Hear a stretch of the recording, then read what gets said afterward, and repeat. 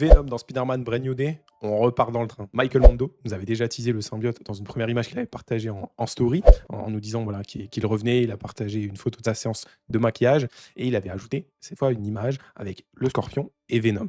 Et là, il réitère quelques jours plus tard, là en nous mettant vraiment cette image-là, où on voit clairement son personnage, hein, le scorpion, en train de se faire posséder par le symbiote.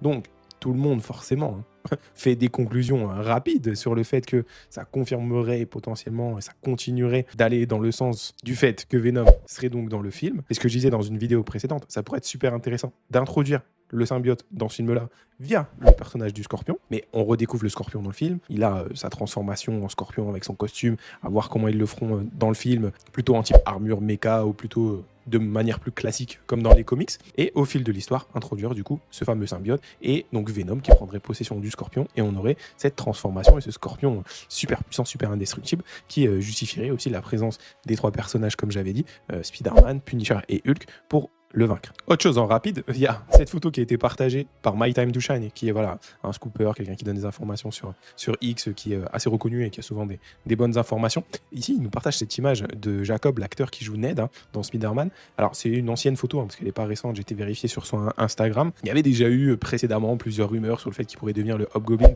comme dans les comics, où son personnage, le personnage qu'il joue de Ned, devient ce méchant-là. Cette rumeur, elle avait aussi un petit peu renflé dans le dernier film, où il a une veste qui a un peu les mêmes couleurs que le Hobgoblin et où également forcément il utilise la magie et où il fait ses allusions même lui dans le film où il dit t'inquiète pas moi je suis ton meilleur ami, je deviendrai pas méchant et où il y a la comparaison avec les autres Spider-Man qui est assez drôle. Est-ce que My Time to Shine il veut rigoler un petit peu avec nous ou est-ce un vrai tease pour un méchant? Je trouve que ça serait dommage ou, voilà. Ou alors peut-être pas tout de suite, peut-être garder ça un petit peu pour plus tard si ça arrive, le personnage du Hobgoblin, pourquoi pas. Mais je pense que là, dans ce film-là, ça ferait peut-être un peu trop. Notamment aussi si on a déjà tous les méchants qu'on a annoncés précédemment. N'hésite pas à me dire, toi, ce que t'en penses en commentaire. On se retrouve la prochaine fois pour de nouvelles aventures. Ciao!